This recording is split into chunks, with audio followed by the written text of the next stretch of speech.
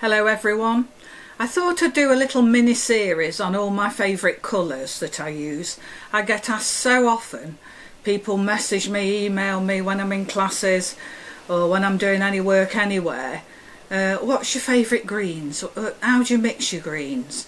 How did you get that violet like that, so vibrant, and things like that. So I thought, rather than keep answering emails and questions, it might be helpful if I do a little series on my favourite colours. So I'm going to start off with greens. Now, greens could be mixed, as you know.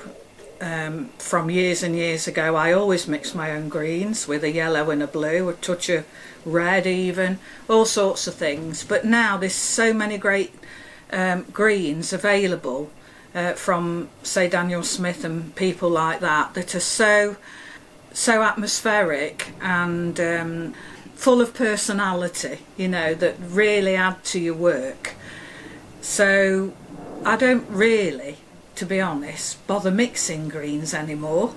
With the ones I buy, the manufactured ones, I sometimes add a little bit of blue or a bit of yellow or a little bit of red to tone them down or whatever, but mainly I just use them as they are. So it always turns out okay, fingers crossed. So I thought I'd show you exactly which greens I use, and there's half a dozen of my favourite ones. Okay, so I think the number one favourite green for me is Green Appetite Genuine, which is by Daniel Smith, and it's got character. It does all wonderful things. So I've got this big scrap of paper. I won't show you what's on the other side, but I abandoned it. So I thought what I'd do, all my favourite greens, I've got 6, I'm going to put some on all over the paper, and then rather than just use it for demonstrating greens, I'm going to add some bright coloured ink then at the end. I might be able to make something out of it then, because, you know, paper's not cheap, so why not have a go? I do class it as scrap because there's something on the other side, but I usually use both sides. But as you can see, it's all seeped through and that. So that doesn't matter. Let's start with Green Appetite Genuine, which is this one here.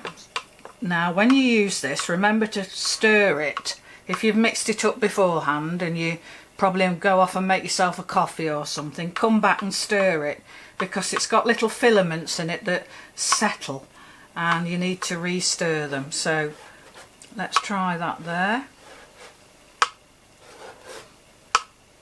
Gorgeous colour. You watch what it does in a moment. Separating already, look. Okay, so that's Green Appetite Genuine. We'll leave that for now at that. This is Shadow Green, and I use a Shin Han Shadow Green. I'll just show you the tube. There we go, Shin Han Shadow Green, which is a really dark green, and I use it for undergrowth. I don't use it very often, but I do make sure I've got some. Okay, so that's the really dark Shin Han. Leave that at that. And then we move on to number 3, which is, I can't remember that. Look, oh, Undersea Green. This is a nice natural green, like an olive green, really nice. Can use it for everything. You can add a bit of yellow to it, or you can darken it even more by adding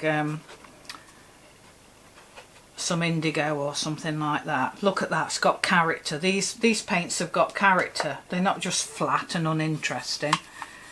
So that's Undersea Green by Daniel Smith, and this is Cascade Green by Daniel Smith. Look at that, you watch what happens to this. I use this a lot for seascapes and landscapes, not really for floral painting, I must admit, although I could try it. Okay, so that's that. That splits into turquoise. Right, you look at that now, that Undersea Green, what's happening there. That's a little bit stayed. The Green Apatite Genuine, but it'll go in a minute. So now I'm on to Green Gold, and what manufacturer have I got in that? It is the SAA is the Green Gold. I'm not fussy, you know, Winsor & Newton's brilliant as well, they're very similar, so I'm just putting that on round and about, letting it bleed up into the others. So that's a lovely lemony green gold, and it's transparent, it's really nice. Okay, and then one of the colours I use an awful lot is an opaque colour, and it's called Leaf Green by Shin Han, and you'll see why. I love this. It's yellowy, it's spring-like, I can paint over things with it. I use it so much. Just trying to make this piece of paper interesting, okay, right, whilst discussing the greens with you, because then you've got two things of interest. Oh, what's she going to do with that? As well as taking in all the information about the greens. So I hope you can see all those gorgeous colours.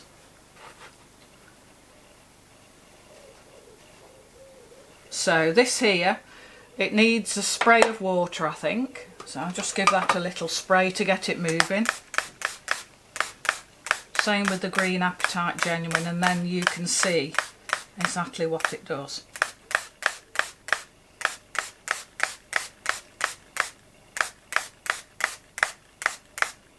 I usually mix my paints like single cream or full cream milk because I'm painting on a wet paper. So this, I usually paint wet in wet. So this is all wet in wet. So if we just have a look now at the Green Apatite Genuine, can you see that? How it splits, how interesting and lovely that is. What character. It's like having friends. Some friends have got more personalities and more interesting than other friends who kind of sit there and say nothing or talk about something you're not interested in. This is a paint with character, that's why I love it so much. Same with the Cascade Green, look at that, how it's splitting. And then the natural olive green, sorry, not olive green, undersea green. And then down here is Green Gold and Leaf Green. What was that one up there? Can't remember. I think it was Leaf Green, wasn't it? Yeah, carried that on up there. So let's fill that corner. And I'm just letting it all run now. Remember, this is an exercise about greens, but it's going to turn into probably an exercise of what you can do with a painting when you just throw some colours on. So let's tidy it up a little bit.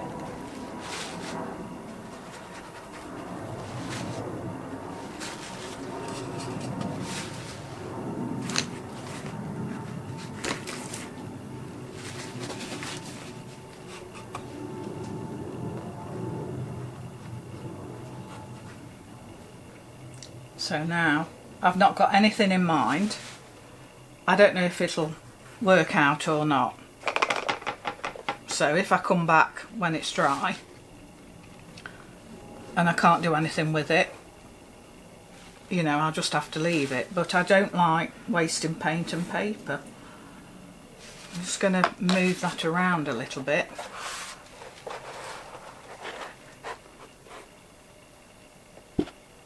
Quite a big sheet to work on though, this is.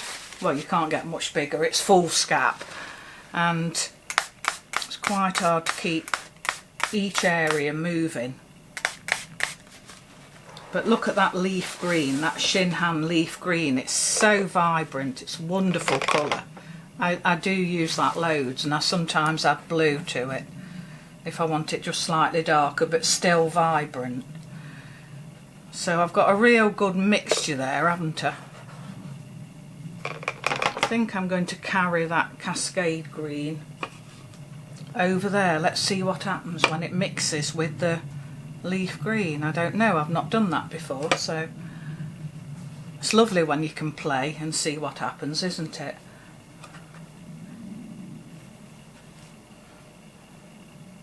Goodness knows what this will be, but it might end up being nothing, because let's face it, it was just an exercise on greens and me explaining my favourite colours. I'm going to do a series of little clips on my favourite colours. I get so many emails, you know, what colour did you use for this, what colour do you suggest for that, what's your favourite colour in this, that and the other, that I thought, well, it'd be nice if I told you everything. All the colours, all my favourite colours anyway, which I use regularly and are, you know, the mainstay of my palette. I'm just tidying up now. Right, shall we add some ink then?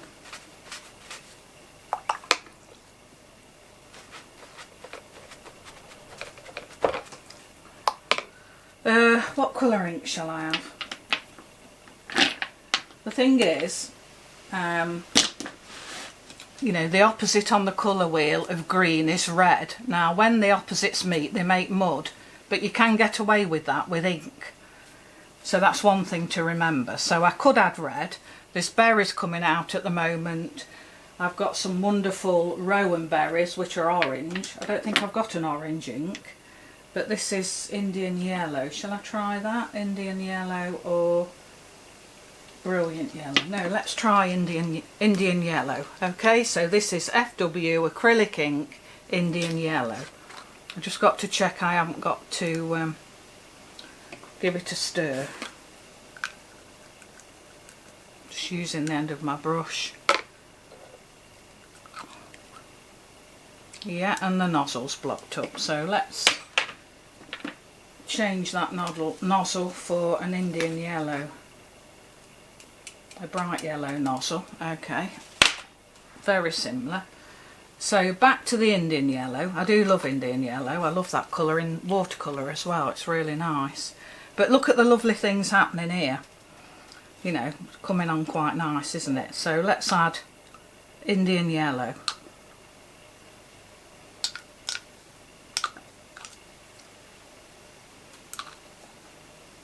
Nothing in mind, only that I've got some rowan berries out at the moment, and I could turn it into rowan berries, but we'll see.